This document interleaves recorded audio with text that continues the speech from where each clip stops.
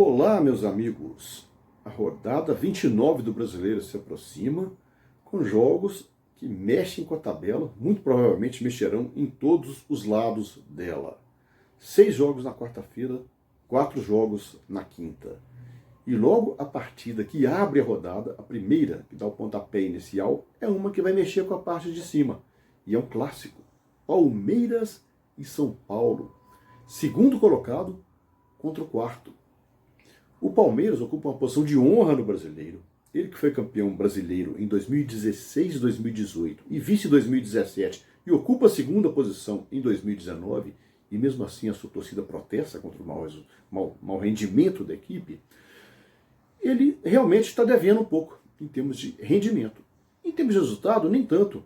A campanha dele, se não fosse essa trajetória absurda, diria, do Flamengo, era uma campanha que resultou em título em outros anos, não só para ele, como para outros clubes que ocupavam essa pontuação que ele tem. 57 pontos em 28 jogos. É porque o Flamengo está...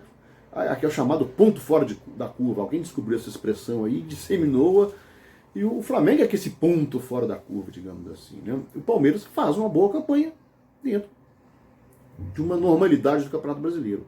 Só que o futebol tem sido pobre realmente.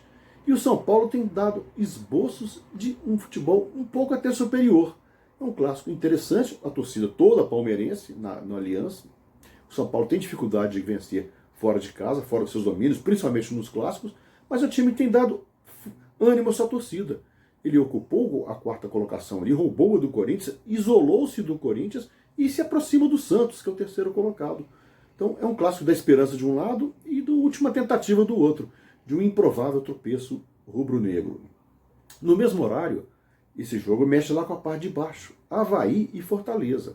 O Avaí já está condenado e vem de uma derrota até discutível para o Palmeiras num jogo em que o VAR decidiu. Um pênalti estranho, aquele que o cara chuta a poça d'água, não sabe se pega no pé ou não. Eu não sei como é que a turma do VAR conseguiu enxergar ali, tanta água subindo. O Davis deu um mergulho acrobático. De qualquer forma, ficou aquele travo ali. O Avaí já está rebaixado praticamente, né? É o lanterna da competição, e pega um time que tenta escapar das chances de cair ali. O Fortaleza vem de um bom resultado, conseguiu um empate contra o Cruzeiro no Mineirão, no reencontro do Rogério Ceni com seu rápido ex-time, um jogo em que ele foi dominado o jogo inteiro. Ele conseguiu achar um empate no final com o Wellington Paulista e vai tentar a mesma coisa lá no Sul, de pontinho em pontinho, ver se consegue se manter na primeira divisão. Ainda no mesmo horário, Atlético Mineiro e Chapecoense. O Galo ainda corre algum risco de rebaixamento. Está em 12º, a pontuação dele não é ainda segura, mas em relação ao que vem por trás, ele pode, com uma vitória, ver-se livre aí dessa ameaça. Contra a Chapecoense, que vem de bom resultado, conseguiu empatar com o Fluminense no Maracanã por 1-1, mas dificilmente evitará a queda. A Chapecoense, que desde que ingressou na Série A, né, na área dos pontos corridos, em 2014, jamais caiu, tudo indica que cairá esse ano. E não vai ser diante do Atlético no Independência que ele vai empreender uma impensável reação. Pode até conquistar um empate ali, mas já seria uma zebra. O Galo é favorito nesse jogo. Às 21h30, outra partida que mexe ali com a parte da briga do rebaixamento. Ceará e Fluminense. O Ceará conseguiu uma virada espetacular na semana passada em cima do Bahia, em Salvador, mas empatou com o Vasco em casa, no Castelão, no sábado. E vai jogar, tem a chance novamente em casa de pegar um time ameaçado. O Ceará é o 15º, o Fluminense é o 16º. É briga direta entre os dois.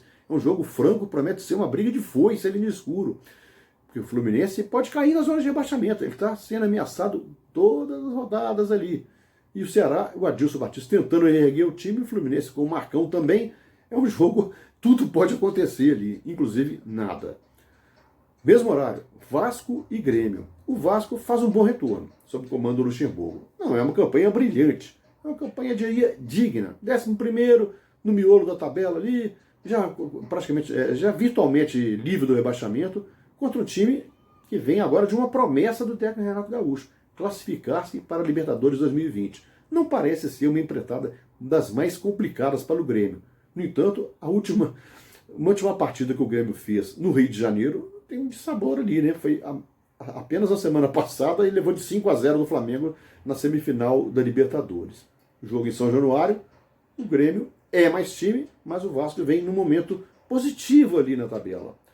E ainda encerrando a noite de quarta-feira, nesse horário, CSA e Corinthians. O CSA em casa, tentando o último respiro ali. É um time não está virtualmente rebaixado como a dupla catarinense, mas está muito encaminhado para isso, pelo investimento, diferença. O Argel falou bobagem outro dia sobre o Jorge Jesus, porque o Flamengo, parece que o Flamengo pegou um time europeu. O Flamengo, ele quase cedeu o empate ali para o CSA, menos por mérito do CSA, embora o CSA tenha seus méritos, mas pelo cansaço e pelo desgaste. De qualquer forma, vai enfrentar um time que não se reencontra. O Corinthians vem caindo pelas tabelas, acumulou gordura ao longo da competição, está entre os 6 primeiros ali, mas já tem essa posição ameaçada pelo Grêmio. É um jogo interessante, com 2 times com letra C ali, o CSA tentando o último suspiro e o Corinthians um último suspiro lá em cima. A quinta-feira, Santos e Bahia. O Santos vem de um empate em que ele merecia vencer na Arena Itaquera, dentro do Corinthians, contra um time que vem de fracassos em casa. O Bahia, de repente, parou na tabela, ele estava bons resultados fora, mas em casa perdeu 2 partidas consecutivas, perdeu do Inter no sábado, não está tão bem assim. O Roger Machado vê sua permanência ali meio já ameaçada ali e tal. O lado simpático que ele tem de defensor das causas sociais, que se junta a um clube que se notabiliza por isso, tem um limite, né? E o limite parece estar chegando. O Santos tenta ainda se manter no 3º lugar, mas já vê o São Paulo nos calcanhares. É outro jogo que promete ser luta franca ali. 20 horas, Goiás e Flamengo. O Goiás, espertamente, abriu mão de metade da cota no seu estádio. O Flamengo não só esgotou a metade dele, como já avança na metade da cota vizinha. O Serra Dourada deverá estar cheio com a maior parte da torcida do Flamengo, por incrível que pareça. O Jorge Jesus, depois do cansaço evidenciado contra o CSA, em que o time sofreu no final do jogo para sustentar a vantagem, deve poupar alguns titulares ali, os mais ameaçados, os mais comprometidos fisicamente. Ainda assim, o Flamengo é mais time, tem jogado bem em todos os campos, com a torcida que é majoritária a favor dele, muito provavelmente será favorito. E ainda mais que conhecerá o resultado do Palmeiras na véspera do clássico contra o São Paulo.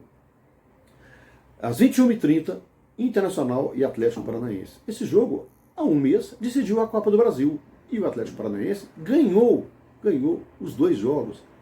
Venceu em casa, fora de casa, e venceu em casa. Tudo leva a crer que é mais time. Ele é mais time que o Inter. Mas só o Inter vem de uma boa vitória sobre o Bahia. O Inter ainda luta para se permanecer ali no G6, é o 6º colocado, é o 5º colocado, roubou a posição do Corinthians. E o Atlético é o 8º e se diverte. Ele já está na fase de grupos da Libertadores ano que vem e quer apenas mostrar que é um dos melhores times do Brasil, que se não fosse a luta que ele empreendeu na Copa do Brasil e também no momento que teve Libertadores, ele poderia estar brigando mais no alto no Brasileiro. E finalmente, um jogo também de desespero, Cruzeiro e Botafogo. Todo jogo para o Cruzeiro é a última chance. Só que os resultados dos concorrentes têm favorecido ele. A única coisa que não tem favorecido é ele se ajudar, como não se ajudou ao empatar com Fortaleza, sábado, no jogo em que o dominou inteiramente, fez o gol a duras penas já na reta final da partida e conseguiu ceder o empate, em falha individual até do Egídio, lateral que foi vaiado pela torcida. O Cruzeiro ele não joga bem fora de casa, conquistou uma vitória sobre o Corinthians, uma vitória apenas na competição, joga no Engenhão, onde não costuma se dar tão bem assim contra o Botafogo, mas o Botafogo também é outro que estagnou. Acumulou gordura do primeiro turno, está em 13º, mas já vê a ameaça do rebaixamento ali, chegando próximo ali. É outro jogo que mexe com esse lado negativo da tabela. E assim dissecamos a 29ª rodada no Brasileiro, já decidido lá em cima, ainda com luta renhida embaixo. É isso aí, minha gente. Um abraço.